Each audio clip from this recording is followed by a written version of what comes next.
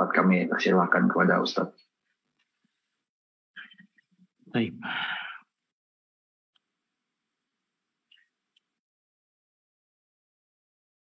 Assalamualaikum warahmatullahi wabarakatuh.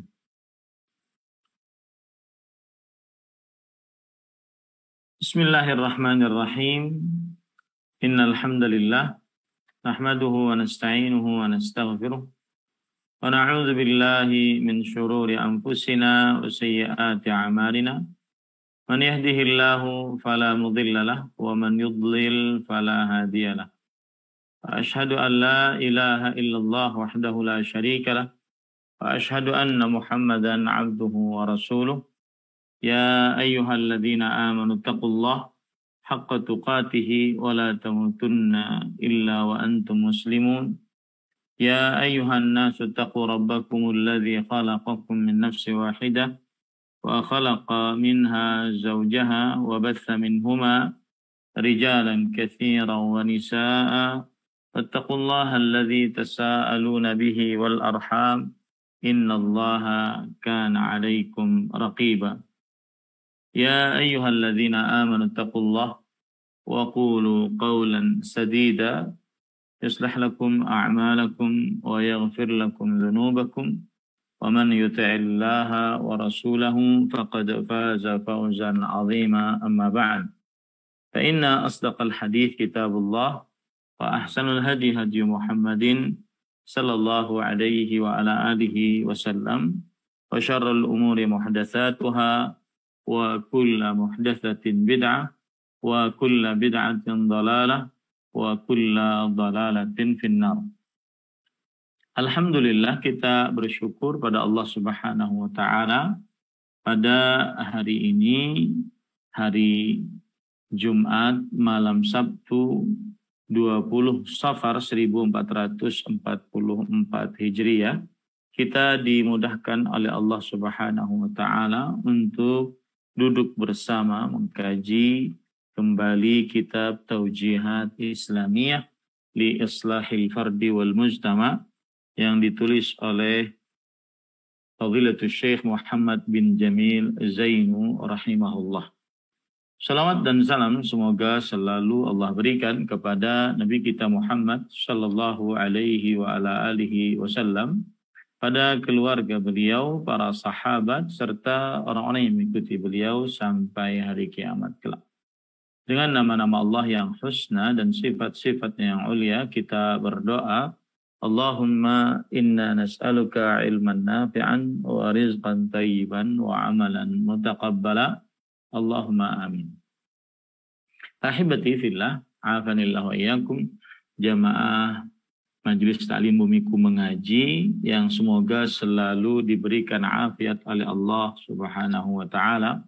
Pada kesempatan kali ini kita membicarakan jadwal adadu raka'atis salah, yaitu dalam bahasa Indonesianya adalah daftar bilangan rakaat salat, dan kita lebih condong kepada membicarakan tentang salat-salat sunnah.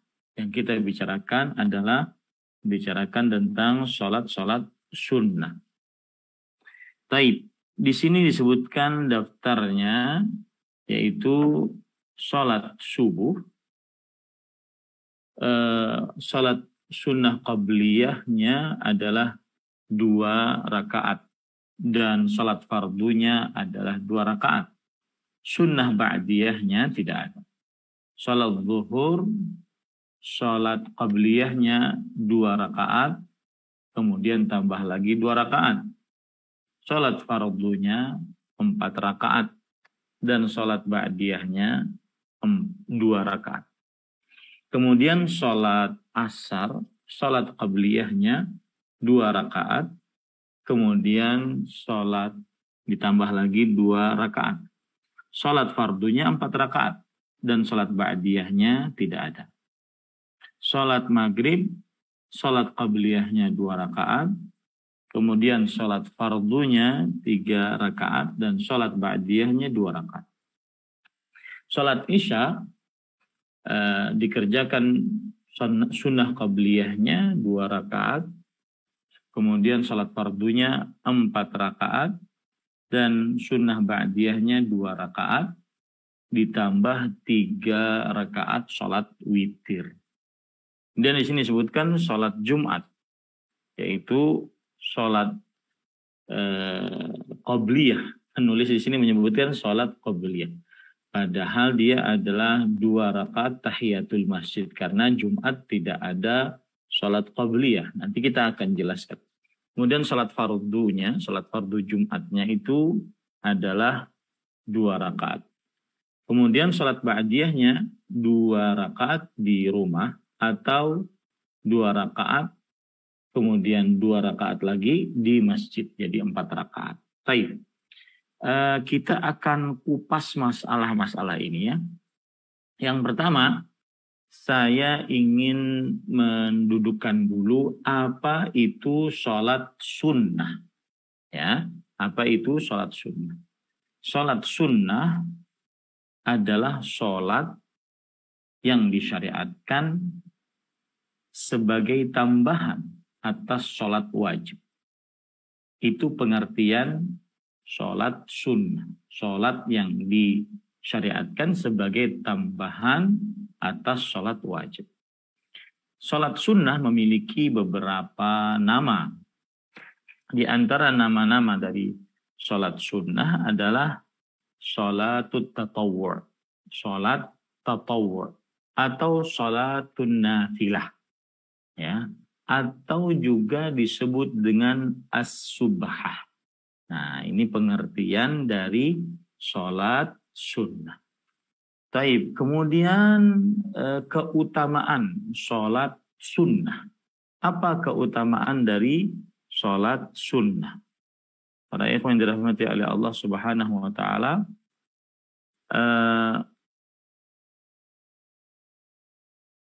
yang pertama yaitu menyempurnakan amalan-amalan dari sholat wajib.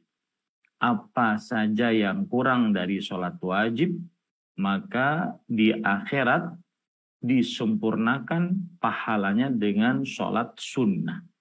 Hal ini berdasarkan hadis yang diriwayatkan oleh Imam Abu Dawud dari Abu Hurairah radhiyallahu anhu, bahwa Rasulullah sallallahu alaihi wasallam bersabda, yaqulu Rabbuna azza wa jalla li malaikatihi. Rabb kita azza wa jalla berkata kepada para malaikatnya, unzuru fi salati abdi atammaha am naqasaha. Artinya, lihatlah dalam salat hambaku, apakah dia menyempurnakannya atau menguranginya.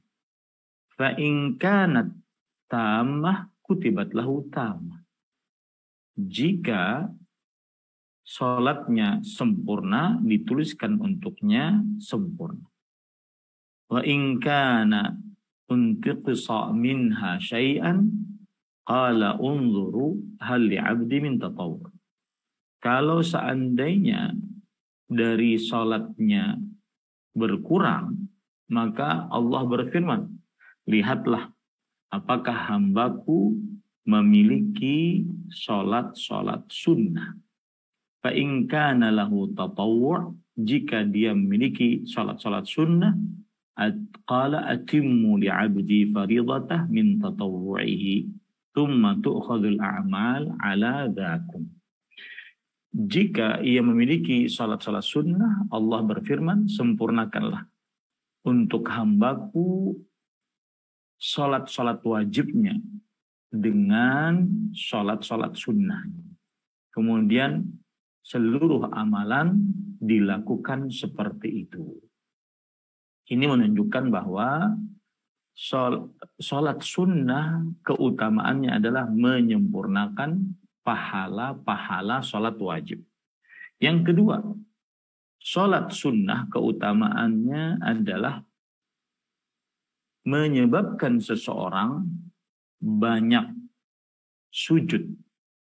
Dan banyak sujud termasuk dari sebab membersamai Rasulullah Sallallahu Alaihi Wasallam di dalam surga.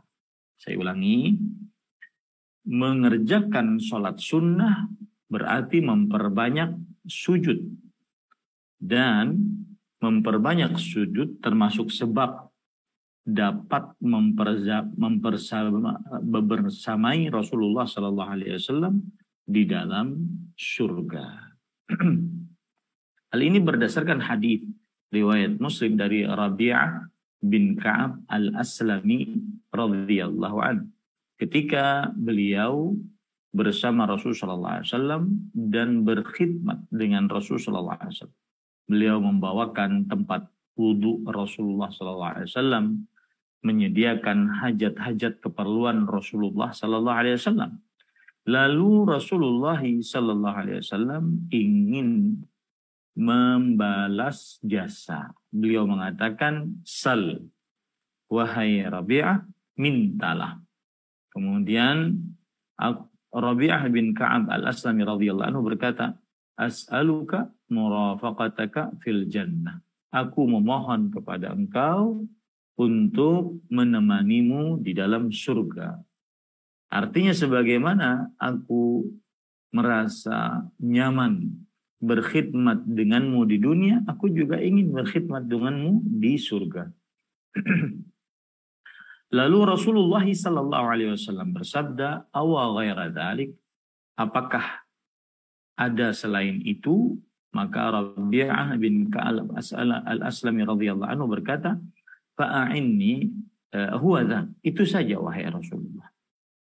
Dan ini adalah sebuah kecerdasan dari Rabi'ah bin Ka'ab al-Aslami. Karena jika beliau berkhidmat di surga berarti beliau bersama Rasulullah sallallahu alaihi wasallam di dalam surga. Maka kemudian Rasulullah SAW mengatakan, "Fa'inni ala nafsika bikathratis sujud."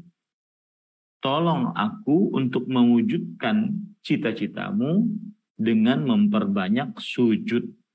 Dan memperbanyak sujud di sini maksudnya adalah memperbanyak sholat. Memperbanyak sholat bisa dilakukan dengan memperbanyak sholat-sholat sunnah. Yang ketiga, keutamaan sholat sunnah, yaitu memperbanyak, tidak ada sesuatu yang paling dicintai oleh Allah Subhanahu wa Ta'ala setelah mengerjakan amalan wajib kecuali amalan sunnah. Jadi sholat sunnah ini sangat dicintai oleh Rasulullah SAW karena tidak ada sesuatu yang dicintai oleh Rasulullah SAW untuk mengamalkannya setelah mengamalkan amalan wajib kecuali amalan sunnah. Sebagaimana hadis riwayat Bukhari dari Abu Hurairah radhiyallahu anhu, Allah berfirman, "Wa ma yazalu 'abdi yataqarrabu ilayya bin nawafil hatta uhibbah." Masih saja hambaku mendekatkan dirinya kepadaku dengan amalan-amalan sunnah sampai aku mencintainya. Dan kalau sudah dicintai oleh Allah Subhanahu wa Ta'ala, maka yang ada adalah dia akan diberi petunjuk oleh Allah dari mulai ujung rambut sampai ujung kakinya. Baik. Para ikhwah yang dirahmati oleh Allah Subhanahu wa Ta'ala, adapun kalau berbicara tentang macam-macam sholat sunnah. Nah, apa saja macam-macam sholat sunnah? Maka jawabannya adalah macam-macam sholat sunnah bisa dibagi menjadi beberapa macam bagian. Yang pertama, sholat sunnah yang disyariatkan untuk dikerjakan secara berjamaah. Seperti sholat tarawih dan sholat istisqa. Kemudian yang kedua, sholat sunnah yang tidak disyariatkan untuk berjamaah. Seperti sholat istikharah. Kemudian yang ketiga, sholat sunnah yang mengikuti sholat wajib. Maka ini seperti sholat qabliyah ba'diyah atau disebut dengan istilah sholat sunnah rawatib. Ya, atau disebut dengan istilah apa? Sholat sunnah rawatib.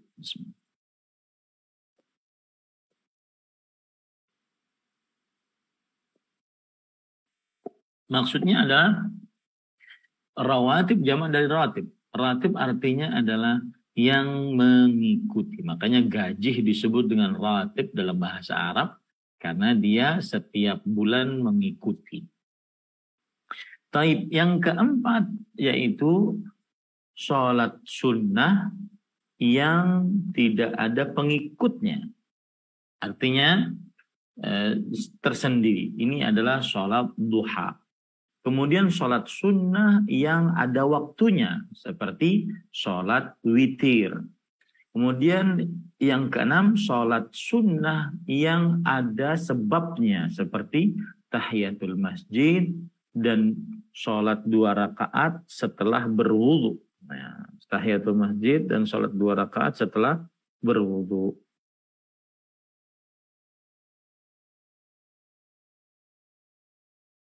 Baik. Para ikhwan yang dirahmati oleh Allah Subhanahu wa taala, kemudian selanjutnya adalah sholat yang ketujuh, sholat yang tidak memiliki waktu, tidak juga terbatas dengan sebuah sebab. Maka ini disebut dengan sholat sunnah mutlak. Ini disebut dengan sholat sunnah mutlak. Nah, kita akan bahas yang berkaitan dengan sholat sunnah rawatib dulu. Ya, karena ini yang disebutkan tadi oleh penulis ya. Yang pertama yaitu sholat sunnah sebelum subuh. Maka sholat sunnah sebelum subuh adalah termasuk sholat sunnah rawatib yang sangat ditekankan. Ini dengan kesepakatan mazhab fikih yang 4. Sangat ditekankan. Mazhab Hanafi, Maliki, Syafi'i, dan Hambali. Ya. Dalilnya adalah hadis riwayat Imam Bukhari dan Muslim dari Aisyah radhiyallahu anha. Lam yakunin nabiyyu sallallahu alaihi wasallam ala syai'in minan nawafil ashadda ta'ahudan minhu ala rak'atayil fajr. Tidak pernah Nabi Muhammad sallallahu alaihi wasallam sangat menjaga sholat-sholat sunnah daripada 2 rakaat sebelum sholat subuh.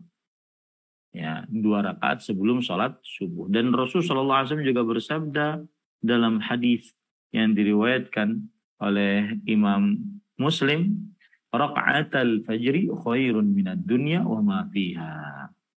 Artinya 2 rakaat sebelum subuh lebih baik daripada dunia dan seisinya. Apa yang dimaksud dengan lebih baik daripada dunia dan seisinya? Berkata Al-Imam Al-Mula Ali Al-Qari bahwa fid dunya minal mali wal jah wa ma huwa dunyawi la al-a'malus salih as-sadirah min ibadih. Maksudnya adalah lebih baik daripada dunia dan seisinya. Di dalam dunia ada harta, ada tahta, dan apa saja yang berkaitan dengan harta duniawi. Ya, ini 2 rakaat sebelum subuh lebih baik daripada dunia dan seisinya. Ini para ikhwah yang dirahmati oleh Allah Subhanahu wa taala.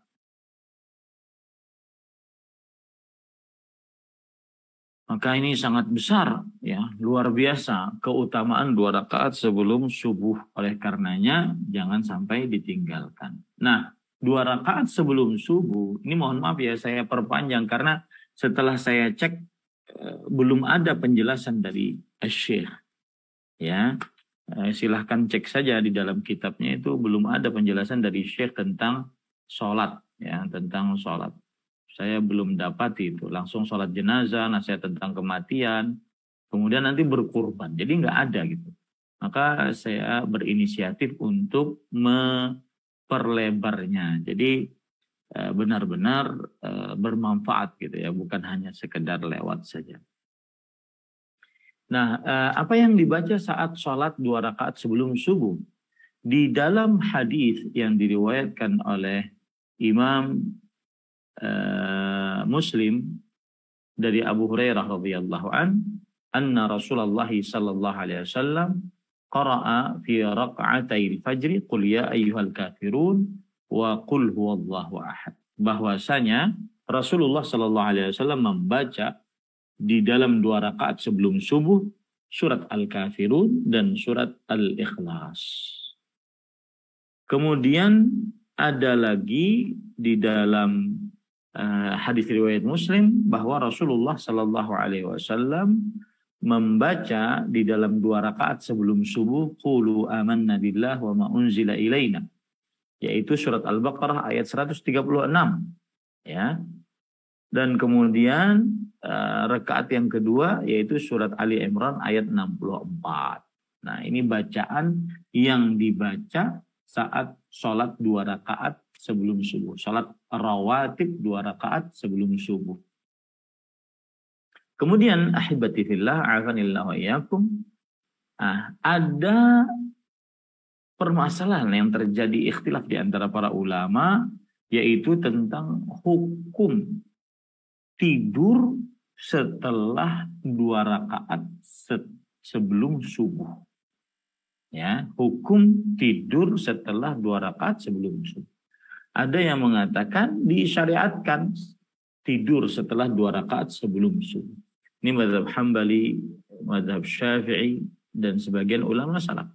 Hal ini berdasarkan hadis riwayat Bukhari. Kana Nabi sallallahu alaihi wasallam idza shalla raka'atayil fajr ittaja ala shiqqihil ayman. Adalah Rasulullah SAW jika telah salat 2 rakaat sebelum subuh, maka beliau tidur di bagian kanan tubuh beliau. Artinya di samping kanan.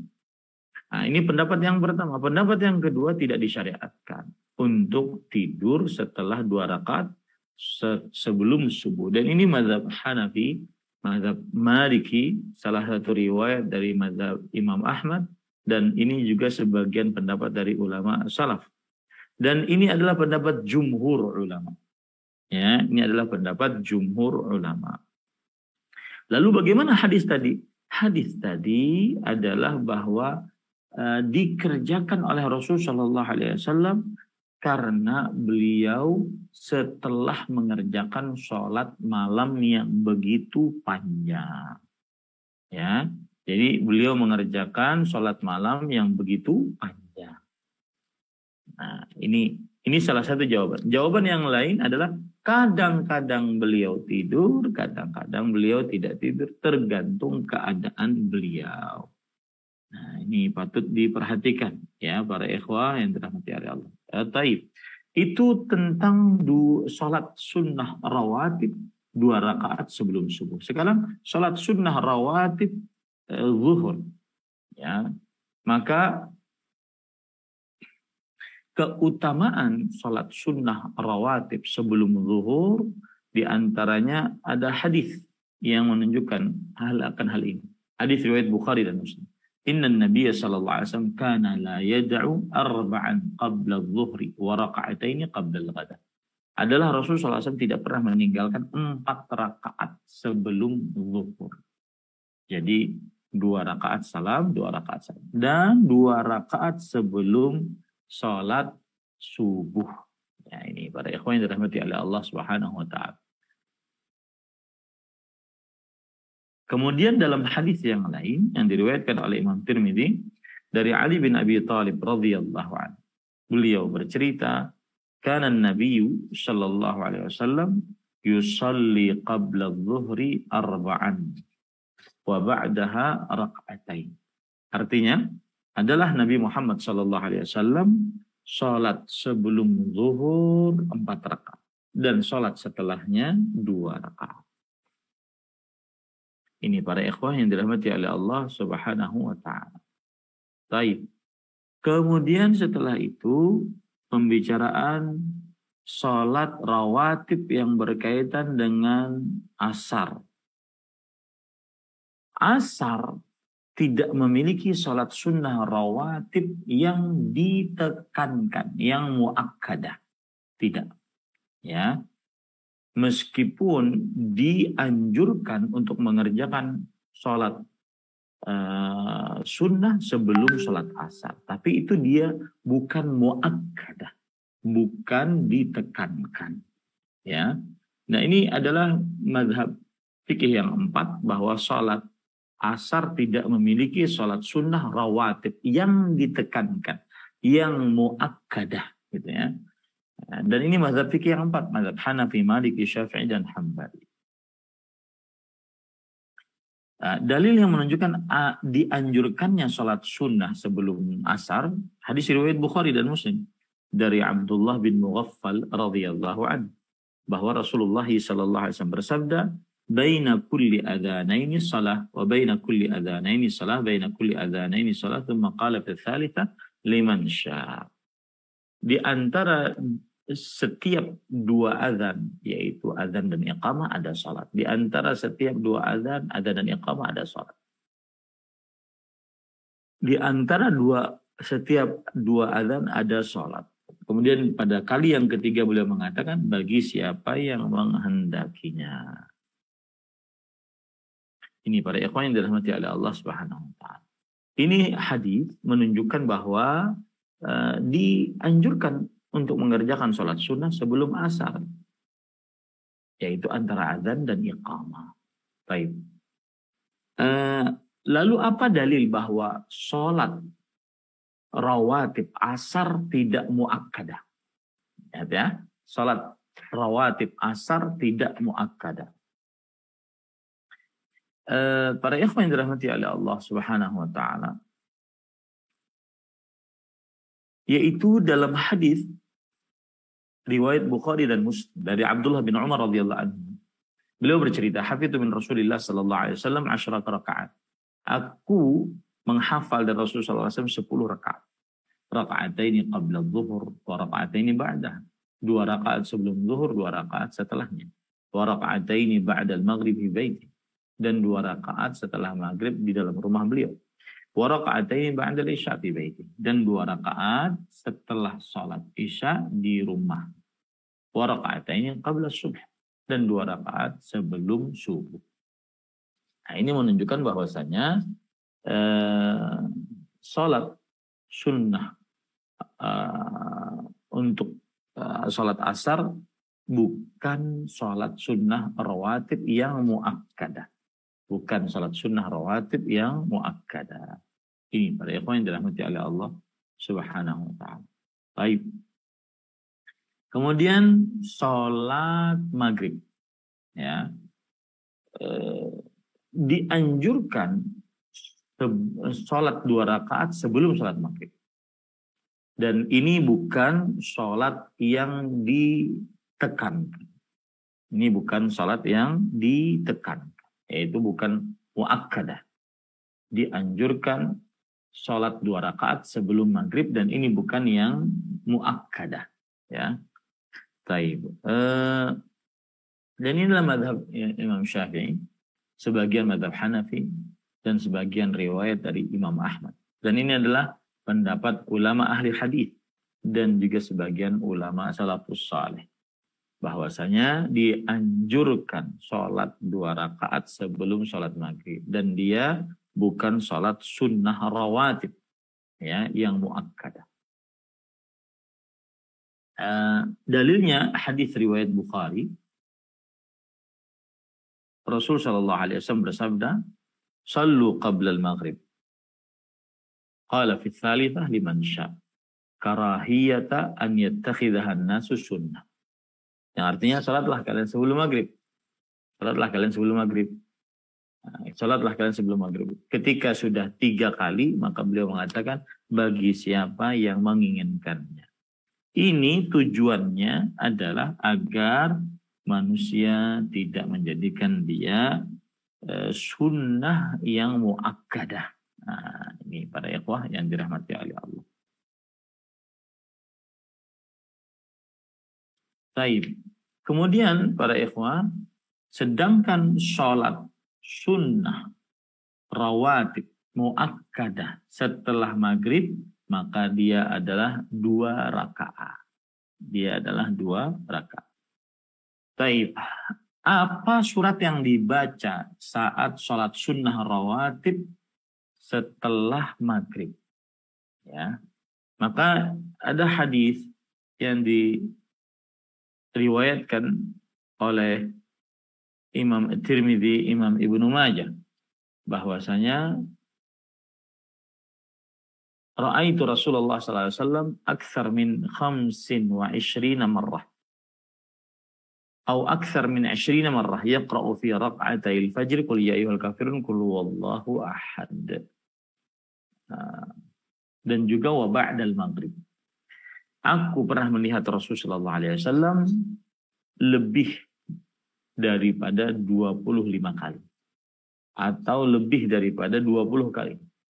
Dan beliau setiap sholat 2 rakaat sebelum subuh dan juga maghrib, maka beliau mengucapkan qul ya ayyuhal kafirun qul huwallahu ahad. Nah ini. Baik. Apa hukum sholat sunnah antara maghrib dan isya? Apa hukum sholat sunnah antara maghrib dan isya? Dianjurkan mengerjakan sholat sunnah antara maghrib dan isya. Dan ini kesepakatan mazhab fikih yang 4. Sholat apa itu Ustaz? Sholat sunnah mutlak yang kita katakan tadi. Ya, taib. Ini mazhab Hanafi, Maliki, Syafi'i dan Hambali. Dan ini adalah pendapat ulama para salafus saleh juga. Dalilnya hadis riwayat Imam Ahmad. Hudzaifah ibn al-Yaman radhiyallahu anhu berkata, "Shallaitu ma'an Nabi sallallahu alaihi wasallam al-maghrib. Falamma qadha as-salata faqama yusalli. Falam yazal yusalli hatta shalla al-isya thumma kharaj." Aku pernah salat bersama Rasul sallallahu alaihi wasallam, salat maghrib. Lalu setelah beliau selesai salat maghrib, maka beliau bangun mengerjakan salat lagi. Masih saja salat sampai datang waktu isya. Lalu setelah itu beliau pulang. Nah, ini menunjukkan salat rawatib yang berkaitan dengan maghrib. Ya, tadi kalau qobliyahnya tidak disyaratkan, ya kalau qobliyahnya.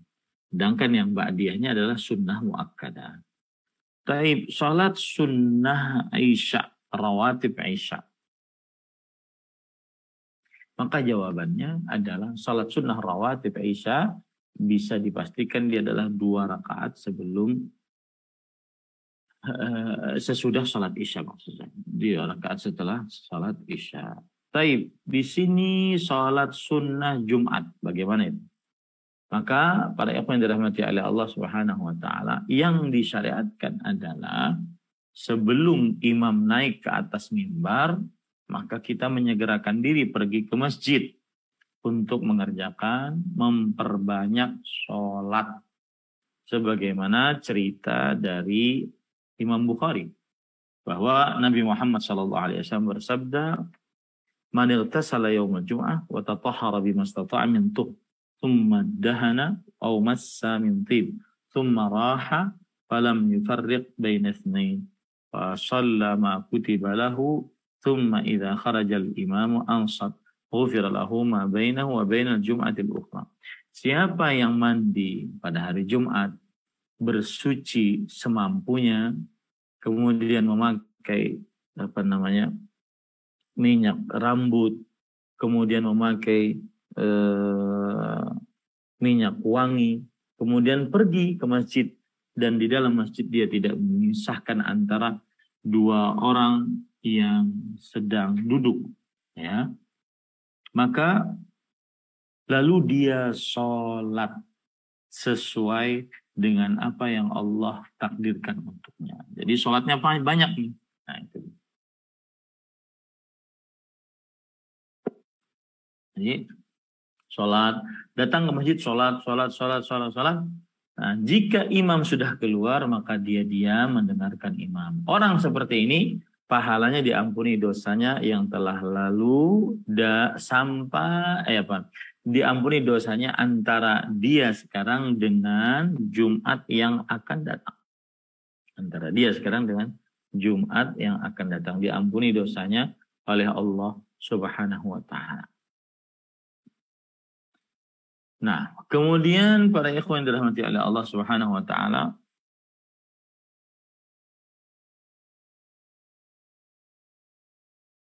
apakah sholat Jumat memiliki sholat sunnah rawatib? Maka Jumat tidak memiliki sholat sunnah rawatib sebelumnya. Ini mazhab Maliki, Hambali, dan ini adalah pendapat jumhur. Mengapa demikian? Apa dalilnya? Hadis riwayat Bukhari dan Muslim dari Abdullah bin Umar radhiyallahu anhuma. Beliau bercerita, "Shallaitu ma'an Nabi sallallahu alaihi wasallam sajdatain qabla adh-dhuhr."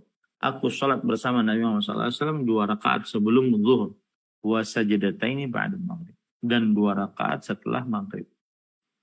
Wa sajdataini ba'da al-isya wa sajdataini ba'da al-jum'ah, dan 2 sujud setelah salat isya, 2 sujud setelah salat Jumat.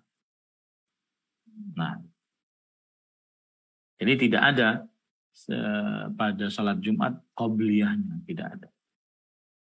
Yang adalah hari Jumat datang, bersegera kemudian sholat. Semampunya sampai imam keluar. Kemudian selanjutnya, sholat Jumat, apakah dia ada ba'diyahnya? Sholat Jumat, apakah ada ba'diyahnya? Maka terjadi perbedaan pendapat di antara para ulama tentang jumlah rakaat sholat sunnah ba'diyah. Ya, sholat sunnah ba'diyah. Ada yang mengatakan bahwa sholat sunnah pada hari Jumat ba'diyah adalah 4 rakaat. Ini mazhab Hanafi, Syafi'i, dan ini adalah pendapat dari ulama salaf. Ya. Jadi pendapat yang pertama bahwa sholat sunnah Jumat, sholat sunnah ba'diyah untuk sholat Jumat telah 4 rakaat maksudnya. Kok telah 4 rakaat ya, 4 rakaat. Nah, ini pendapat yang pertama. Setelah sholat Jumat itu 4 rakaat. Ada yang mengatakan yaitu dia terserah memilih, bisa 2 rakaat, bisa 4 rakaat. Nah, ini para ikhwan yang dirahmati Allah. Ada lagi pendapat yang ketiga, jika sholatnya di masjid maka 4 rakaat, jika sholatnya di rumah 3 rakaat. Jika sholatnya di rumah 2 rakaat maksud saya, gitu. Setelah sholat ba'diyah Jumat, setelah sholat ba'diyah Jumat. Nah, itu tadi adalah sholat sunnah rawatib. Pertanyaan sekarang, hukum mengqadha sholat sunnah rawatib di selain waktu yang terlarang. Hukum mengqadhanya apa? Ketinggalan sholat 2 rakaat sebelum subuh, ketinggalan sholat 2 rakaat setelah maghrib, dan seterusnya. Maka disyariatkan mengqadha sholat sunnah rawatib, asalkan bukan pada pada waktu yang terlarang. Pada waktu yang terlarang. Nah, ini para ikhwan yang dirahmati oleh Allah Subhanahu wa ta'ala. Dengan dalil hadis riwayat Bukhari Muslim dari Anas bin Malik radhiyallahu anhu, "Man nasiya salatan aw nama 'anha fa kaffaratuha an yusalliha idza dzakaraha." Baik, apa hukum mengqadha salat rawatib yang ketinggalan atau kelupaan atau ketiduran di waktu terlarang? Ini para ikhwan, di waktu yang terlarang.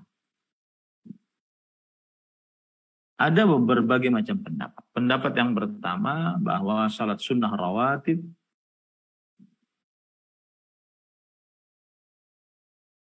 dikerjakan di waktu-waktu yang terlarang. Dalam mazhab Syafi'i, riwayat Imam Ahmad. Karena hadisnya seperti itu. Man nasiya salatan falyusalliha idza dzakara. Siapa yang lupa salat maka hendaklah dia mengerjakan sholat tersebut jika ia ingat. La kafarata laha illa dzalik. Tidak ada penebus atas dosanya itu. Nah, berarti mengqadha sunnah di dalam rawatib di waktu yang terlarang. Maka ini terjadi ikhtilaf di antara para ulama, yaitu yang dikuatkan adalah ini pendapat para ulama dari mazhab Syafi'i, Imam Ahmad, dipilih pendapatnya oleh Imam Ibnu Taimiyah rahimahullah, bahwa salat sunnah di qadha pada waktu-waktu, meskipun pada waktu-waktu yang terlarang. Yang jelas terjadi ikhtilaf di antara para ulama dalam masalah ini. Dia mengatakan tidak diganti. Tidak diganti. Artinya tidak diqadha di waktu-waktu yang terlarang. Taib. Nah, itu dia. Sekarang para ikhwan yang dirahmati oleh Allah Subhanahu wa taala, saya akan menyebutkan secara ringkas salat-salat yang ada waktunya. 1, qiyamul lail. Salat dikerjakan setelah seluruhnya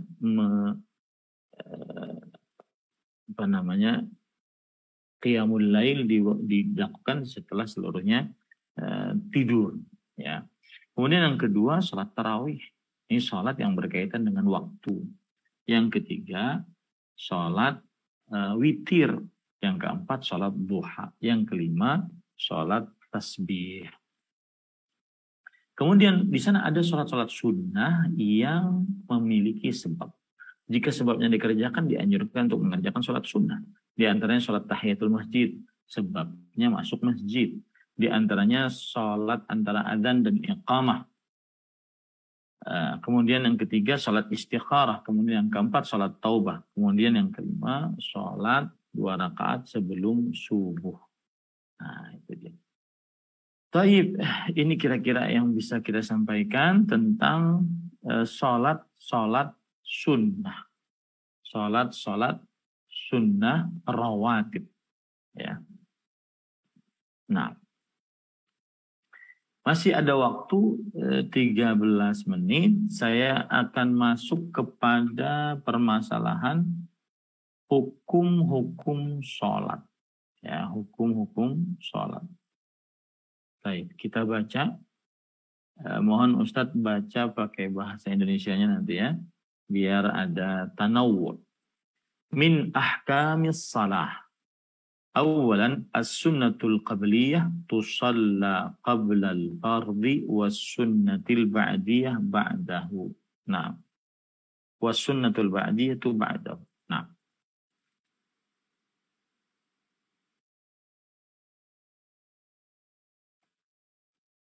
Ustaz, Anda belum siap modul yang Indonesia-nya, Anda pakai yang bahasa Arab yang Anda buka di sini. Baik, Anda bantu bacakan. Bismillah. Silakan. Baik. Sunnah qobliyah, bismillah. Sunnah qobliyah dikerjakan sebelum sholat fardu dan sholat sunnah ba'diyah dikerjakan sesudahnya. Iya, tadi kan kita katakan bahwa ada istilahnya. Sholat sunnah rawatib. Nah, kalau kita di Indonesia, qabliyah dan ba'diyah. Qabliyah sebelum sholat fardu dan ba'diyah setelah sholat fardu. Nah, kemudian setelah itu penulis rahimahullah ta'ala berkata, Thaniyan tamahal wanzur makana sujudika wala taltafit. Nah. Pelan-pelanlah dalam mengerjakan sholat dan arahkan pandangan ke tempat sujud dan jangan menoleh. Baik. Para ikhwah yang dirahmati oleh Allah Subhanahu wa taala, pelan-pelanlah dalam sholat. Maksudnya pelan-pelan di sini adalah tumaknin. Karena Rasulullah SAW ketika mengajari sahabat yang kurang bagus sholatnya, beliau mengatakan, warka hatta tatma'inna rak'a. Rukuklah sampai engkau tenang, tumakninah dalam rukukmu. Nah, adapun hukum melihat, ya, tempat sujud saat sholat. Apa hukumnya? Maka para ikhwan yang dirahmati oleh Allah Subhanahu wa taala, di sana terdapat dalil yang menunjukkan bahwa ketika sholat melihat ke tempat sujud. Hadis Aisyah radhiyallahu anha, beliau bercerita, dakhala Rasulullah sallallahu alaihi wasallam al-Ka'bah ma khalafa basarahu mawdi'a sujudihi hatta kharaja min. Rasulullah sallallahu alaihi wasallam masuk ke dalam Ka'bah. Maka penglihatan beliau tidak terarah kecuali kepada tempat sujudnya sampai beliau keluar dari Ka'bah. Dan disebutkan oleh Imam Abdul Razzaq As-San'ani bahwa dalam kitabnya Al-Musannaf bahwa para ulama salaf banyak melakukan. Ya. Seperti misalkan Abu Qilabah bertanya kepada Muslim ibn Yasar rahimahullah, aina muntahal basar bis salat? Di manakah jarak terakhir penglihatan saat sholat? Nah, kemudian Muslim bin Yasar menjawab, inna haitsu tasjud hasan. Jika engkau mampu melihat di mana engkau sujud, maka itu lebih baik. Nah, ini para ikhwan yang dirahmati oleh Allah Subhanahu wa taala. Dan ini adalah pendapat jumhur, mazhab Abu Hanifah, mazhab Syafi'i, mazhab Imam Ahmad. Bahwasanya mereka sepakat kalau lagi sholat maka melihat kepada tempat sujud. Nah, kemudian selanjutnya wala taltafit. Ya, ini adalah hal yang diharamkan di dalam di dalam sholat, ya, dan bisa mengurangi pahala sholat.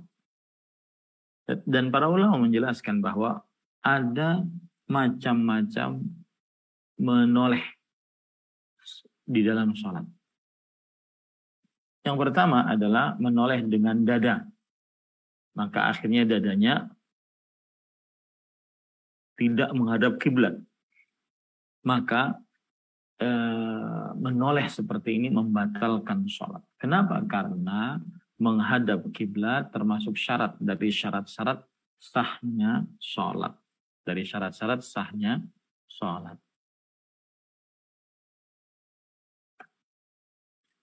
Para ikhwan yang dirahmati oleh Allah Subhanahu wa taala,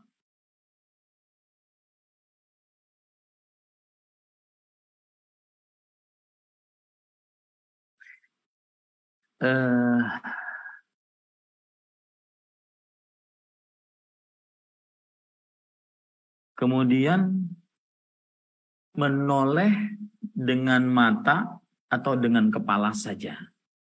Menoleh dengan mata atau dengan kepala saja. Badannya tetap menghadap kiblat.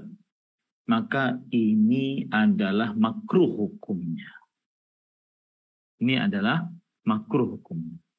Kecuali jika mengerjakannya ada hajat keperluan. Jika tidak ada hajat, maka berkurang pahala sholatnya. Tetapi tetap sah sholatnya, tidak batal. Tetap sah sholatnya, tidak batal. Ini para ikhwan yang dirahmati oleh Allah Subhanahu wa ta'ala. Taib, disebutkan di dalam kitab Al-Mawsu'ah Al-Fiqhiyah, ensiklopedia fikih. La khilafa bainal fuqaha fi karahatil iltifat fi shalah. Tidak ada perbedaan pendapat di antara para ulama tentang makruhnya menoleh di dalam sholat. Hal ini berdasarkan hadis Aisyah radhiyallahu anha.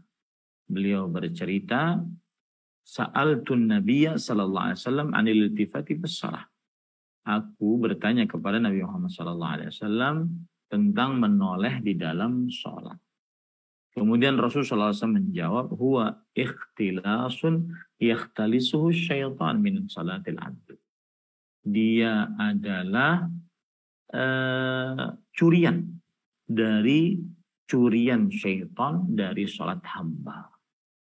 Nah ini, maka dia makruh, ya. Dan yang namanya makruh itu apabila tidak ada hajat. Tapi kalau seandainya ada hajat maka tidak mengapa. Nah itu adalah beberapa penjelasan tentang janganlah menoleh. Baik. Thalithan, iqra idza lam tasma'il imam. Waqra'il Fatihah fil jahriyah inda sakatatihi. Nah. Ya. Diamlah apabila mendengar bacaan imam, dan bacalah ayat-ayat Al-Quran apabila tidak mendengar bacaan imam. Baik. Yang dimaksud di sini adalah apabila imam di dalam sholat yang dikeraskan bacaannya. Maka pada saat itu si makmum mendengar. Tetapi jika imam sholat yang tidak dikeraskan bacaannya, seperti sholat zuhur, asar, maghrib di rakaat ketiga, isya rakaat ketiga dan keempat, maka pada saat itu dia membaca, ya, membaca. Baik. Kemudian di sini tadi disebutkan dan bacalah Al-Fatihah di dalam sholat yang dikeraskan. Ya, belum itu. Oh, terjemahannya kurang, ya. Diamlah apabila mendengar bacaan imam. Maksudnya ini sholat-sholat yang imam mengeraskan bacaannya, seperti sholat subuh, sholat maghrib rakaat kedua dan ketiga, sholat isya rakaat kedua dan rakaat pertama dan kedua, sholat isya rakaat pertama dan kedua. Dan bacalah ayat-ayat Al-Quran apabila tidak mendengar bacaan imam. Bacalah ayat-ayat Al-Quran. Maksudnya apabila kita tidak mendengar bacaan imam, maka kita boleh membaca ayat-ayat Al-Quran. Ini apabila sholatnya yang tidak dikeraskan suaranya. Seperti sholat zuhur, asar, maghrib rakaat ketiga, isya rakaat ketiga dan keempat. Nah,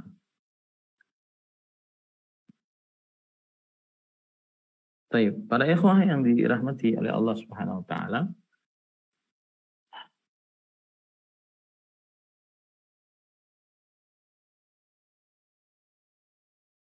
kalau kita perhatikan di dalam buku Arabnya, di situ disebutkan waqra'il Fatihah fil jahriyah inda sakatatihi. Nah, ini dia.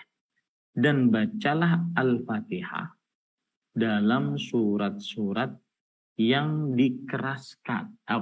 Dalam sholat-sholat yang dikeraskan. Ketika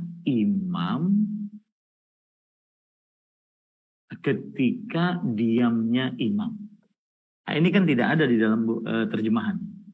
Bacalah Al-Fatihah di dalam sholat yang dikeraskan ketika diam imam. Maksud diam imam itu gini. Misalkan kita sholat subuh, ya, maka imam kan baca. Kalau begitu imam baca sholat subuh, imam baca. Maka apabila imam baca Alhamdulillahi Rabbil Alamin, maka antara ayat itu dengan ayat selanjutnya dia baca Alhamdulillah Ar-Rahmanir Rahim, Ar-Rahmanir Rahim. Makmumnya baca di antara itu maksudnya saat imam diam. Ya, saat imam diam. Maliki yaumiddin. Maliki yaumiddin. Iyyaka na'budu wa iyyaka nasta'in. Nah, seperti itu. Itu tidak disebutkan oleh penulis dalam buku kita ini. Ya, dalam buku kita ini. Jadi bacalah Al-Fatihah kata penulis dalam sholat-sholat yang dikeraskan bacaan. Dalam sholat-sholat yang dikeraskan bacaan. Kapan bacanya? Tadi, inda sakatatil imam. Saat imam diam. Di antara ayat. Nah, di dalam buku terjemahannya tidak ada ya. Taib, permasalahan membaca surat Al-Fatihah. Ya, membaca surat Al-Fatihah. Apa hukum membaca surat Al-Fatihah di dalam sholat? Ini sudah kita bahas. Hukum membaca surat Al-Fatihah untuk imam dan sholat sendirian adalah rukun dari rukun sholat. La sholat liman lam yaqra bi Fatihatil kitab. Tidak sah sholat bagi siapa yang tidak membaca surat Al-Fatihah. Ini adalah mazhab jumhur, mazhab Maliki, Syafi'i, dan Hambali. Kemudian hukum membaca Al-Fatihah bagi makmum di dalam sholat yang dikeraskan bacaannya. Maka jawabannya tidak wajib membaca Al-Fatihah bagi makmum di dalam sholat yang dikeraskan bacaan. Seperti ini adalah pendapat mazhab Hanafi, Maliki, Hambali, dan pendapat yang lama dari Imam Asy-Syafi'i. Dalilnya adalah surat Al-A'raf ayat 204. Wa idza quri'al Qur'anu fastami'u lahu ansitu la'allakum turhamun. Jika dibacakan Al-Quran, maka dengarkanlah dengan seksama, tidaklah bergerak, agar kalian memahami. Agar semoga kalian mendapatkan rahmat dari Allah Subhanahu wa taala. Nah, kata Imam Ahmad, surat Al-A'raf ayat 204 ini, ajma'an nas ala anna hadhil ayat fis shalah. Manusia bersepakat bahwa ayat ini, maksudnya para ulama ya, bersepakat bahwa ayat ini dimaksudkan di dalam sholat. Jadi hukum membaca Al-Fatihah bagi makmum dalam sholat yang dikeraskan, maka hukumnya adalah dia membacanya. Ya, dia membacanya, tidak wajib membacanya bagi makmum, maksud saya di dalam sholat-sholat yang dikeraskan bacaannya. Baik, hukum membaca surat Al-Fatihah di dalam sholat yang tidak dikeraskan bacaannya. Untuk makmum apa hukum? Ya, untuk makmum apa hukum? Baik. Para ikhwan yang dirahmati oleh Allah, wajib atas makmum membaca surat Al-Fatihah di dalam sholat yang tidak dikeraskan bacaan. Dan ini adalah mazhab Syafi'i. Dan ini adalah pendapat dari Imam Ibnu Arabi dari mazhab Maliki. Padahal kalau kita perhatikan hadis riwayat Bukhari dan Muslim, la salata liman lam yaqra bi Fatihatil kitab. Tidak sah salat bagi siapa yang tidak membaca Al-Fatihah. Nah.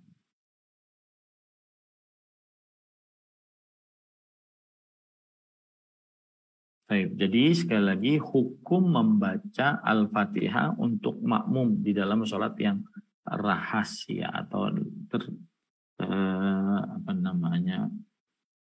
rahasia ya, yang tidak dikeraskan bacaan.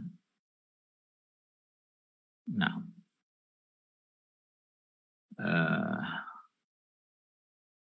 kita baca lagi.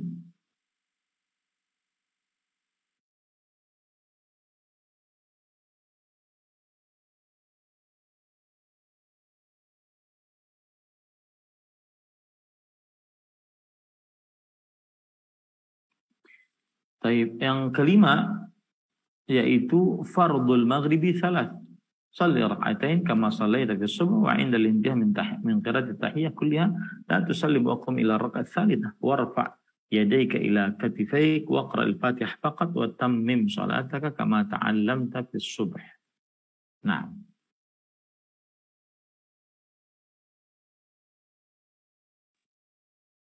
Langsung nomor 5 ya Ustaz, telepon. Masih halaman 62. Yang sholat fardu Jumat. Fardu Jumat ya. Sholat fardu. Sebentar. Itu terjemahnya kurang tepat ya. Nah. Iya, nomor 4 afwan. Fardul Jum'ah raka'atan wa la yajuzu illa fil masjid ba'dal khutbah. Nah. Salat fardu Jumat. Nah, 2 rakaat dan tidak boleh dikerjakan kecuali di masjid setelah mendengarkan khutbah. Iya. Tempat sholat Jumat di masjid, ya, dan tidak dikerjakan kecuali setelah khutbah. Beda dengan Idul Fitri, Idul Adha. Khutbah dulu baru, sholat dulu baru khutbah. Sholat dulu baru khutbah. Kalau ini khutbah dulu baru sholat, gitu ya. Nah, kita lanjut.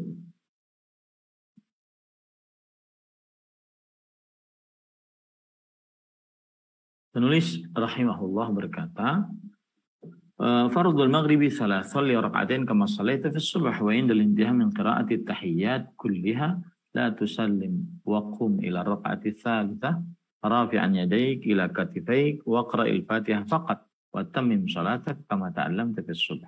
Nah. Salat fardu maghrib 3 rakaat. Caranya salatlah 2 rakaat dulu seperti salat subuh. Setelah selesai membaca tahiyat seluruhnya, jangan salam terlebih dahulu. Tetapi berdiri untuk melakukan rakaat ketiga sambil mengangkat kedua tangan sampai batas pundak. Kemudian bacalah surah Al-Fatihah saja. Kemudian selesaikanlah sholat seperti pada sholat subuh tersebut di atas. Nah, insya Allah itu bisa dipahami. Yang keenam, fardhu dhuhri wal asri wal isya arba'. If'al ma fa'altahu fil maghrib wa kum min ar-rak'ati ats-tsalitsah ila ar-rabi'ah wa qra'il Fatihah faqad wa tamma salatuk. Nah. Salat zuhur dan asar masing-masing 4 rakaat. Lakukanlah seperti pada salat maghrib dan berdirilah untuk rakaat ketiga dan keempat. Bacalah surat Al-Fatihah, kemudian selesaikan salat seperti yang sudah Anda ketahui. Baik, kemudian kalau di sini dilihat sholat witir, mungkin nanti kita akan bahas pada pertemuan yang akan datang. Kita cukupkan dulu, ya, sholat witir. Jadi berhenti pada sebelum sholat witir. Nah, jika ada yang ingin ditanyakan, tafadhol.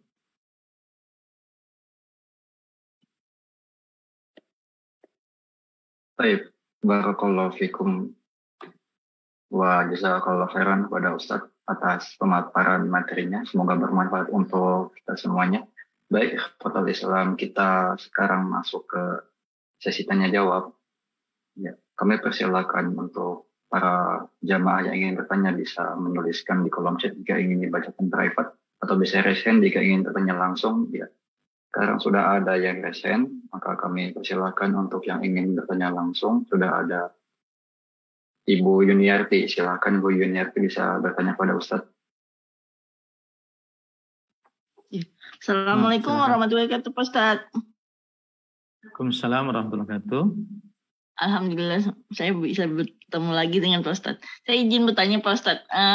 Kan tadi kata Pak Ustadz ada yang sholat sunnah yang tidak disunahkan untuk berjamaah ya Pak Ustadz. Jadi saya tuh kalau misalnya saya suka sholat sama ayah saya Pak Ustadz. Jadi sholat rawatib saya berjamaah juga Pak Ustadz gitu. Sholat rawatib, terus kalau sholat sholat malam, sholat kadang-kadang sholat duha juga suka berjamaah. Itu hukumnya bagaimana? Kan itu kan tidak disunahkan berjamaah tuh. Kalau saya misalkan yang begitu, hukumnya bagaimana Pak Ustadz? Jazakallahu khairan. Bismillah, walhamdulillah, wassalatu wassalamu ala rasulillah wa ala alihi wa ashabihi wa man wala, amma ba'd. Apabila seseorang mengerjakan sholat sunnah yang tidak disyariatkan untuk mengerjakannya secara berjamaah, maka diperbolehkan mengerjakan secara berjamaah sesekali. Sebagaimana yang dilakukan oleh Rasulullah SAW kepada beberapa sahabatnya, di antaranya Anas bin Malik, Abdullah bin Abbas, dan seterusnya.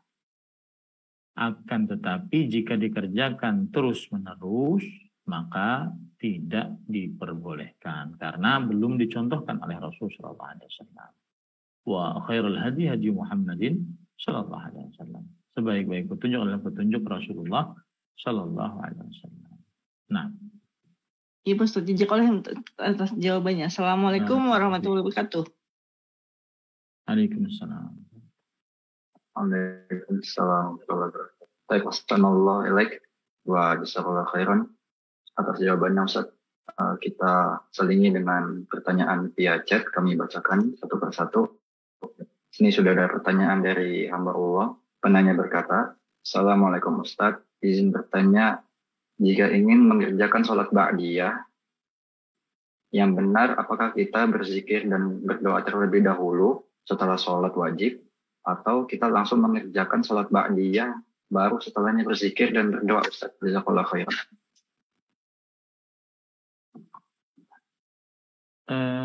Coba diulangi tadi pertanyaannya. Ya, Ustaz. Mana yang lebih benar Ustaz, berzikir setelah sholat wajib dahulu, atau kita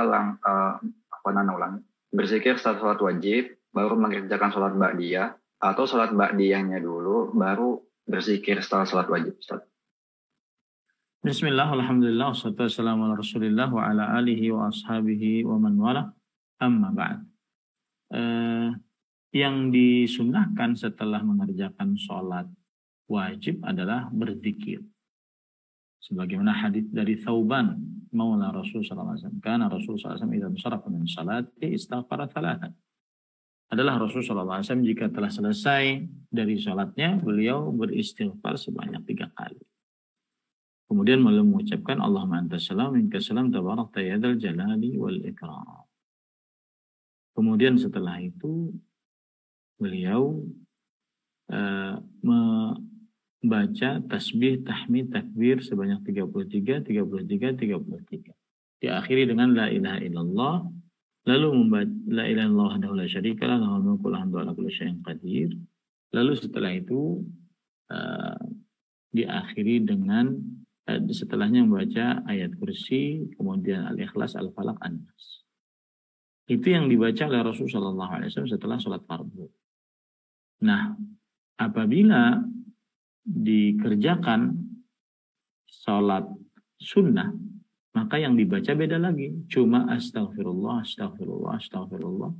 Kemudian mengucapkan Allahumma antas salam minkas salam tabarakta ya dzal jalali wal ikram. Selesai. Nah, itu terjadi perbedaan antara bacaan setelah sholat fardu dengan setelah sholat sunnah. Wallahu a'lam. Nah.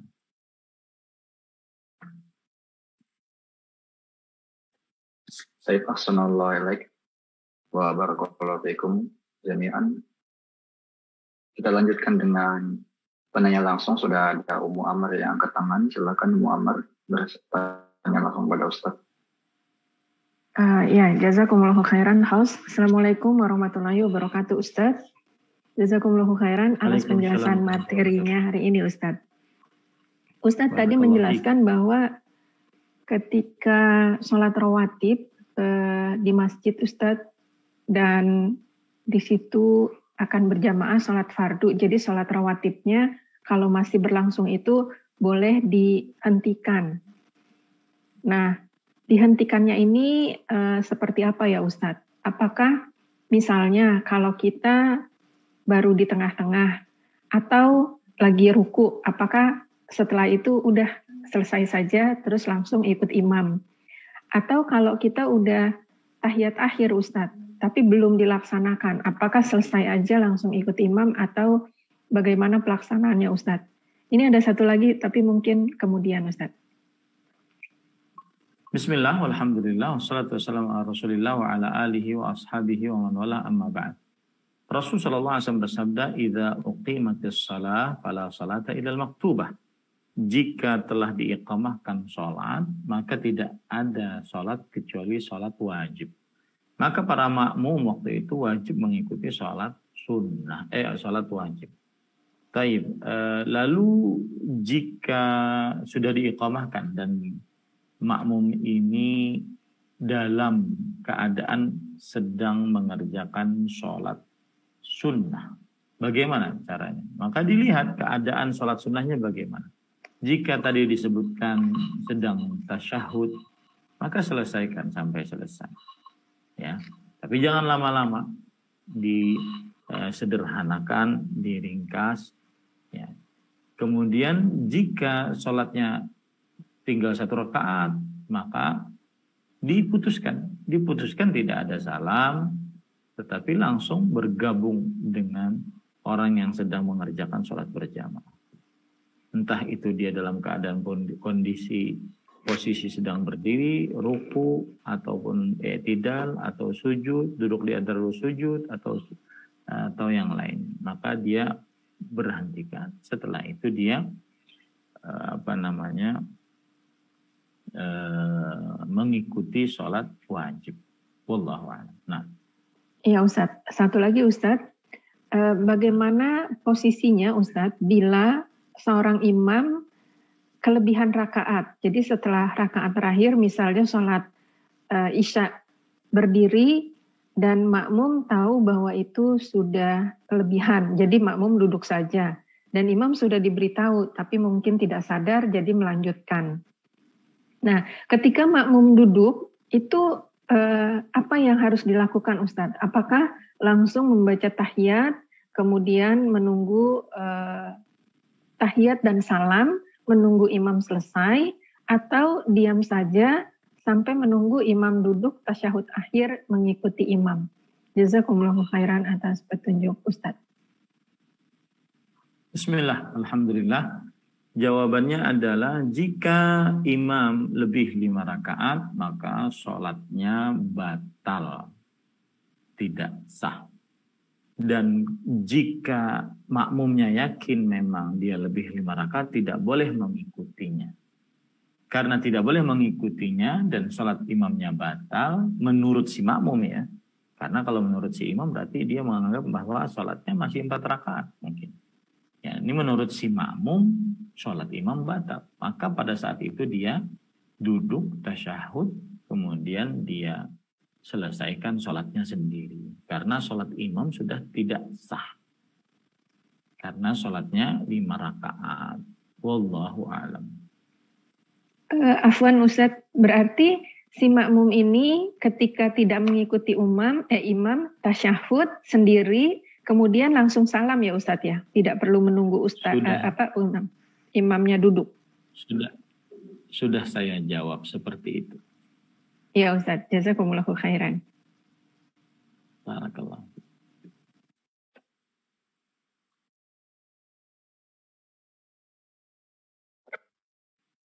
Baik, assalamualaikum warahmatullahi wabarakatuh. Jazakallahu khairan Ustaz atas jawabannya. Kita lanjutkan ke pertanyaan via chat. Ada pertanyaan dari hamba Allah. Penanya berkata, assalamualaikum Afwan Ustaz, ingin bertanya, Ana pernah mendengar hadis Rasulullah SAW berkata, sesungguhnya sholat seseorang yang paling afdol adalah sholat yang dikerjakan di rumahnya kecuali sholat wajib. Hadis riwayat Bukhari. Lalu bagaimana sebaiknya dengan sholat sunnah qobliyah? Apakah dilakukan di rumah, tetapi dikhawatirkan tidak bisa mendapatkan keutamaan shaf pertama berjamaah di masjid? Mohon nasihatnya Ustaz, jazakallahu khairan.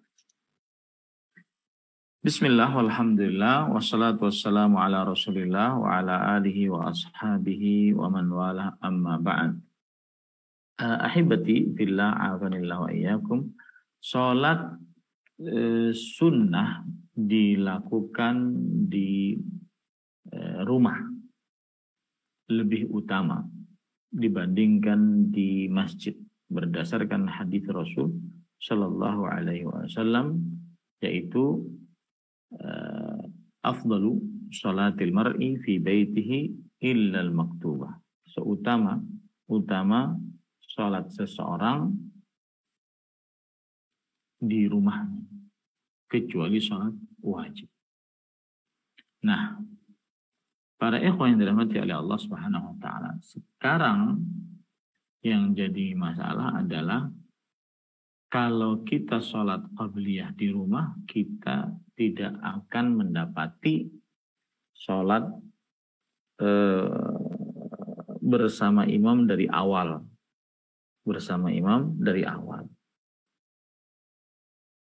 Padahal di sana ada hadis untuk selalu mendapati takbiratul ihram bersama imam.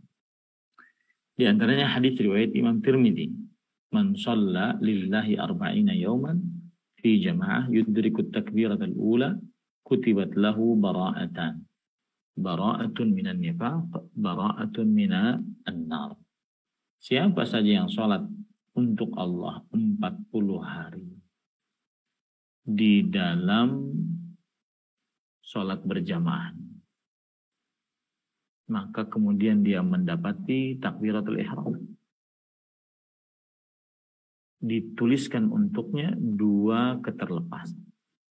2 keterlepasan. Yang pertama keterlepasan dari api neraka, yang kedua keterlepasan dari kemunafikan. Para ikhwah, berarti di sini ada semacam tarik ulur kepentingan. Kalau kita perhatikan, sholat sunnah lebih utama di rumah. Tapi kalau sholat sunnah di rumah ketinggalan takbiratul ihram imam, maka mana yang didahulukan? Mendahulukan takbiratul ihram imam atau mendahulukan hadis tentang sholat sunnah di rumah? Jawabannya adalah jika memang dia sudah mencoba bahwa kalau saya sholat sunnah di rumah, saya pasti akan terlambat sholat, tidak mendapati takbiratul ihram imam. Tidak mendapati takbiratul ihram imam itu maksudnya apa? Dia datang dalam keadaan makmum sudah ruku, atau dalam keadaan imam sudah ruku, atau dalam keadaan imam sudah baca Al-Fatihah. Maka jika dia sudah mencoba itu, tetap saja dia tidak dapat, maka yang lebih didahulukan adalah mendapati takbiratul ihram imam. Oleh karenanya, sholat qobliyahnya dia lakukan di masjid, sehingga dia tetap dapat sholat qobliyahnya. Ya, sehingga dia tetap dapat sholat qobliyahnya. Tetapi dia tidak ketinggalan takbiratul ihram bersama imam, dan pahalanya tadi sangat besar, wallahu a'lam. Nah,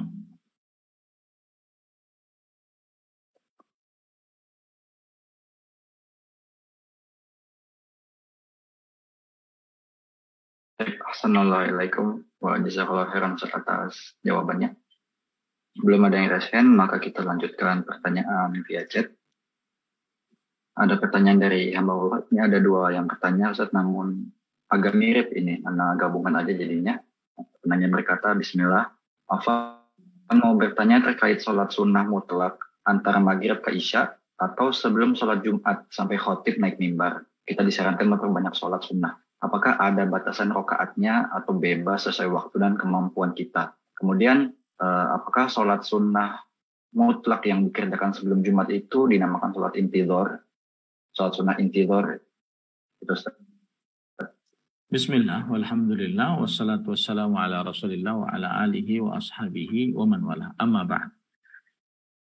Adapun sholat yang dikerjakan sebelum Jumatan, seorang masuk ke masjid lalu dia sholat, Masya Allah, an yusalli, sekehendak dia untuk sholat sesuai dengan takdir yang telah ditetapkan oleh Allah.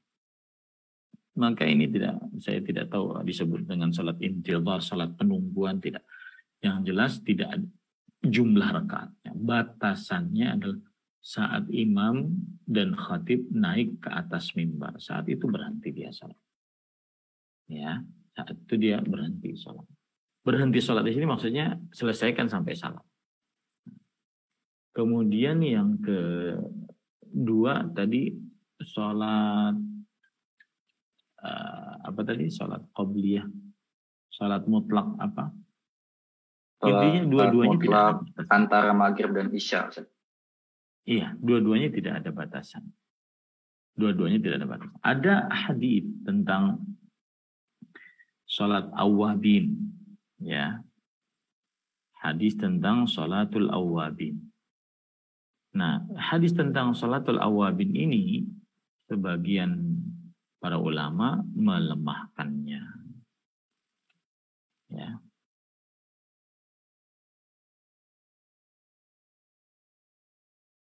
Nah, sebentar saya carikan.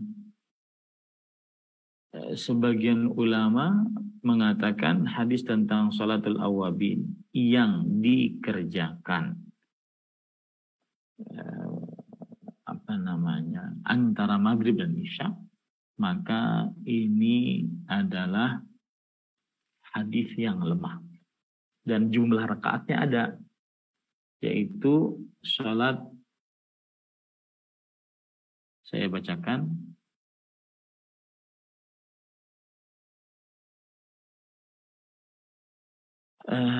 salat awabin dikerjakan 12 rakaat antara maghrib dan isya. Nah, ini hadis ya, tidak ada yang sahih untuk salat awabin. Akan tetapi tidak mengapa seseorang mengerjakan salat di antara maghrib dan isya.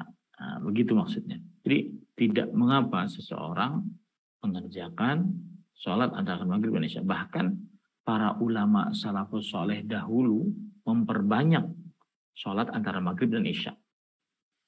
Mereka sangat gemar untuk beribadah antara maghrib dan isya, mengerjakan sholat. Akan tetapi sholat awabin setelah sholat maghrib ini hadisnya adalah hadis yang dianggap lemah sekali oleh para ulama. Bahkan ada yang mengatakan dia adalah hadis yang mungkar. Dia adalah hadis yang mungkar.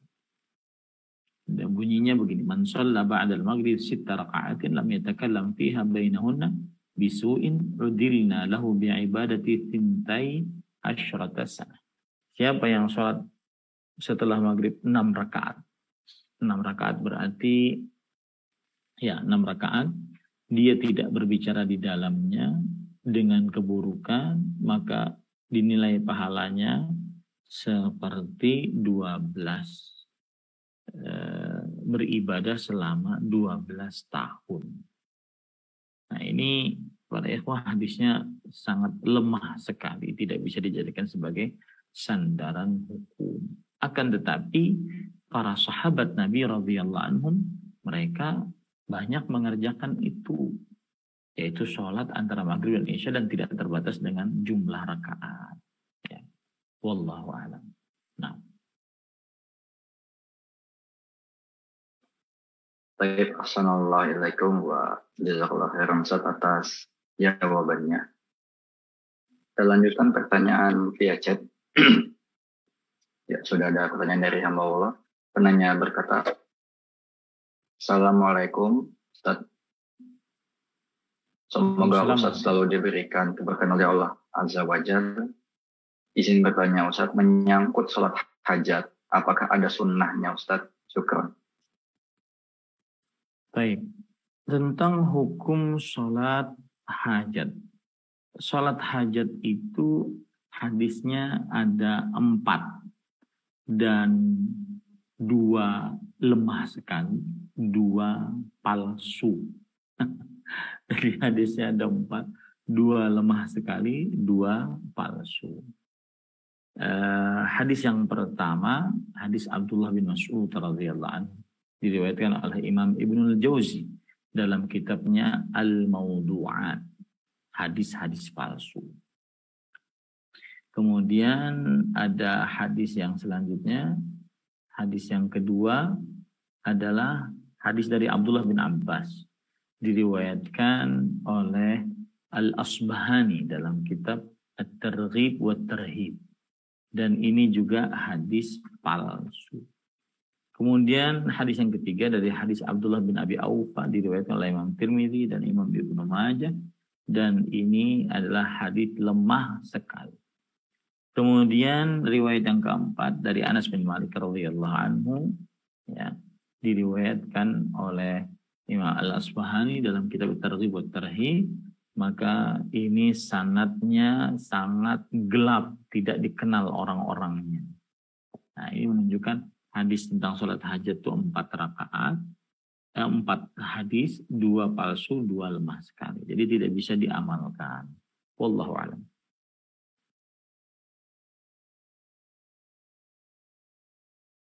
Baik, assalamualaikum wa jazakallahu khairan atas jawabannya. Masih ada kurang lebih 3 pertanyaan, Ustaz. Apakah boleh kita lanjutkan atau bagaimana, Ustaz? Silakan. Boleh, Ustaz ya. Masih lumayan banyak, Ustaz. Dari hamba Allah, penanya berkata, Assalamualaikum. Jika khotib Jumat dalam khutbah Jumatnya tidak menjalankan salah satu rukun khutbah, apakah sholat Jumatnya menjadi tidak sah? Apakah baik imam dan makmum wajib mengqadha sholat Jumat dengan sholat zuhur? Mohon penjelasannya, Ustaz. Syukran. Bismillah, walhamdulillah, wassalatu wassalamu ala rasulillah wa ala alihi wa ashabihi wa man wala. Amma ba'd. Untuk rukun khutbah Jumat adalah satu saja, yaitu apa yang disebut sebagai khutbah, maka dia sudah mencukupi. Apa yang disebut sebagai khutbah, maka dia sudah mencukupi. Jadi para ikhwan yang dirahmati oleh Allah, kalau orang sudah mengatakan bahwa dia adalah khutbah, menasihati orang, maka sudah mencukupi. Nah, dari sini kita paham bahwa ada sebagian ulama yang mensyaratkan dengan rukun 4 di dalam setiap khutbahnya saat sholat Jumat. Ya, seperti yang pertama memuji Allah, yang kedua bersalawat atas Rasul sallallahu alaihi wasallam, yang ketiga adalah membaca sesuatu dari hal-hal yang menyempurnakan khutbah. Ya. Nah, ini 3 rukun yang disebutkan oleh para ulama, tetapi wallahu alam pendapat yang lebih dikuatkan, apa saja yang disebut dengan khutbah secara kebiasaan, maka itu disebut dengan rukun khutbah. Meskipun mungkin dia tidak pakai bismillah, alhamdulillah, sholawat atas Nabi, bertakwa kepada Allah, kemudian tidak bersalawat dan seterusnya, tetapi dia berkhutbah, memperingatkan manusia tentang kebaikan, mencegah manusia akan kemungkaran, maka ini sudah mencukupi. Wallahu a'lam.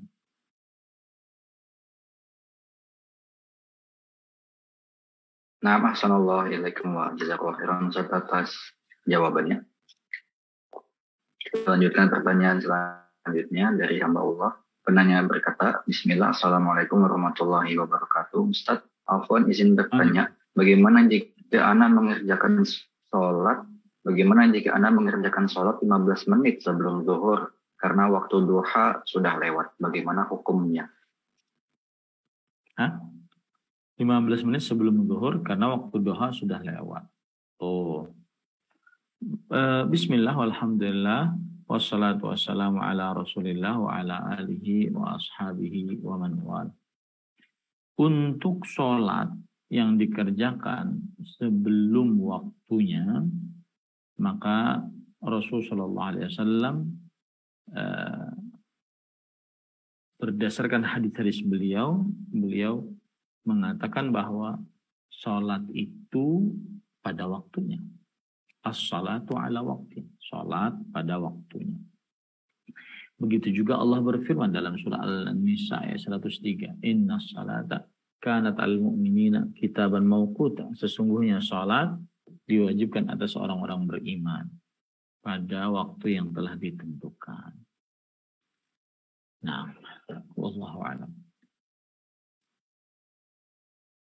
Assalamualaikum warahmatullahi wabarakatuh atas jawabannya. Satu pertanyaan terakhir, Ustaz. Kita tutup dengan pertanyaan terakhir ini. Pertanyaan dari Pak Irwan di Jakarta. Ya, penanya berkata, Assalamualaikum Ustaz. Saya pernah menjadi makmum masbuk sholat maghrib di rakaat kedua. Setelah sholat selesai, saya mendengar ada makmum lain yang menyatakan bahwa imam di rakaat kedua tidak membaca Al-Fatihah. Bagaimana sholat saya yang hanya tinggal 1 rakaat lagi? Bismillah, walhamdulillah, wassalatu wassalamu ala rasulillah wa ala alihi wa ashabihi wa wala. Rakaat yang imam tidak membaca Al-Fatihah, maka tidak sah. Maka sholat makmumnya pun tidak sah yang rakaatnya tidak ada Al-Fatihah. Adapun sebelumnya sah. Itu jika si makmum yang masbuk tadi meyakini, ada makmum yang mengeraskan suaranya mungkin kepada imam bahwa imam lupa membaca Al-Fatihah pada rakaat kedua. Jika dia meyakini imam baca, maka si makmum sudah, dia tidak perlu untuk mengqadha salatnya atau memutuskan salatnya. Tetapi jika memang si makmum ini yakin bahwa si imam tidak membaca Al-Fatihah, maka salatnya imam itu batal.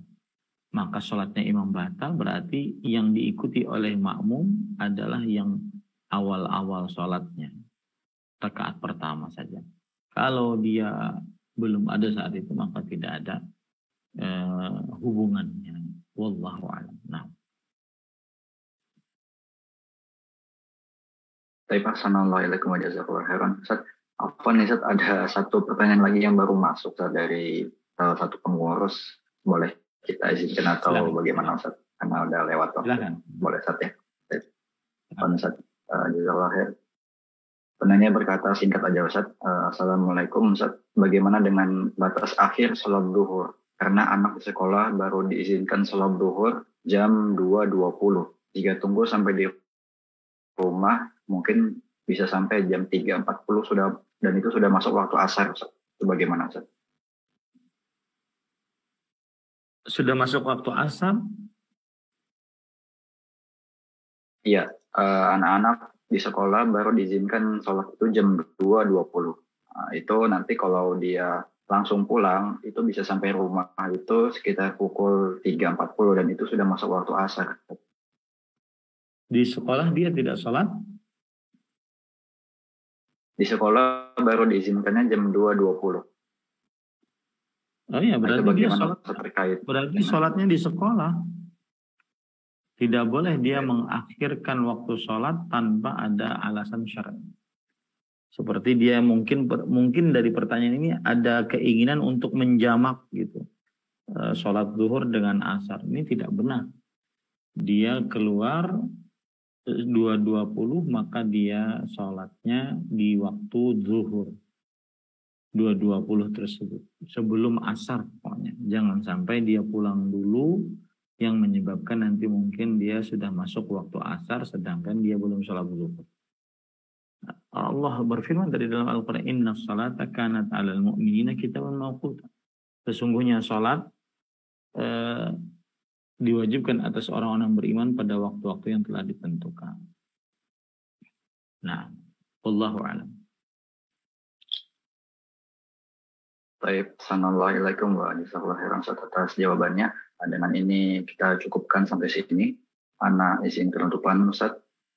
Baik, ikhwatal Islam, alhamdulillah banyak sekali faedah yang kita dapatkan dari pertemuan kita pada kesempatan kali ini. Semoga bermanfaat untuk kita semuanya. Dan kita ucapkan terima kasih kepada Ustaz Jazakallahu khairan atas ilmunya yang disampaikan kepada kita. Semoga bisa menjadi amal jariah Ustaz. Kemudian ucapan terima kasih dari kami juga kepada partisipan semua jamaah Bumilkum mengaji, ya, baik yang di Indonesia, yang di Emirates, yang di Kanada, USA, Swedia, dan yang dimanapun berada, ya. Semoga dimudahkan untuk berjumpa kembali di kajian yang akan datang. Kami mohon maaf jika ada kesalahan sikap maupun perkataan. Wa sallallahu ala nabiyyina Muhammadin wa ala alihi wa sahbihi wasallam. Subhanakallahumma wa bihamdik. Asyhadu an la ilaha illa anta astaghfiruka wa atubu ilaik. Assalamualaikum warahmatullahi wabarakatuh. Waalaikumsalam warahmatullahi wabarakatuh. Pamit ya. Jazakallahu khair Ustaz. Nah, Ustaz, silakan Ustaz.